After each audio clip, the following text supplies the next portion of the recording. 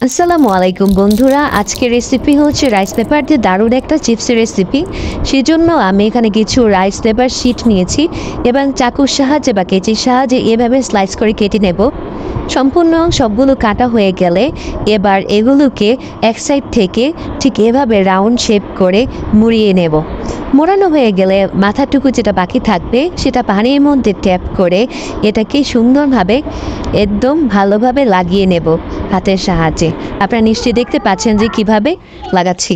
একে একে সবগুলো রাইস পেপারকে রোল করা হয়ে গেলে এবার চুলায় পর্যাপ্ত পরিমাণ তেল দিয়ে তাতে গরম করে নিয়ে একে একে আমার এই শিটগুলোকে ভালোভাবে ভেজে নেব।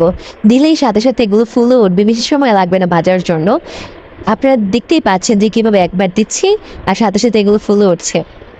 চিপসগুলোকে আরও সুস্বাদু করার জন্য চুলায় একটি ফ্রাই প্যান বসিয়ে তাতে হাফ কাপ পরিমাণ ব্রাউন সুগার, 1/3 কাপ পরিমাণ পানি দিয়ে ভালোভাবে জাল করে ক্যারামেলাইজ করে নেব। তার মধ্যে এবার 10 গ্রামের মতো বাটার দিয়ে ভালোভাবে এটাকে মিশিয়ে নেব। ভালোভাবে মেশানো হয়ে গেলে এবার সবগুলো রোল চিপসগুলো এর মধ্যে দিয়ে ভালোভাবে কোট করে নেব।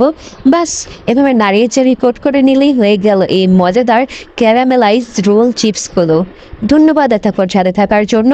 ভিডিওটি ভালো লাগলে লাইক করবেন, শেয়ার করতে ভুলবেন না।